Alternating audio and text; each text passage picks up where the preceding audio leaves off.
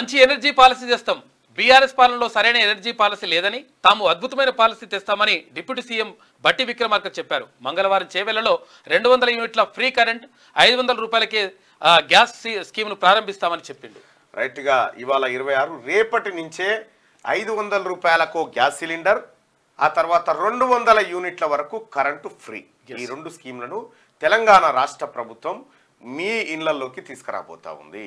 Congress party Revanth Reddy గారు ఇక్కడ ఉన్నటువంటి నాయకత్వం అంతా ప్రజలకు ఏదైతే హామీ ఇచ్చిందో ఆ హామీ ప్రకారం మరో 2 స్కీమ్లను ఈ నెల 27 అంటే రేపే ప్రారంభించబోతా ఉంది చెవెళ్ల నుంచి.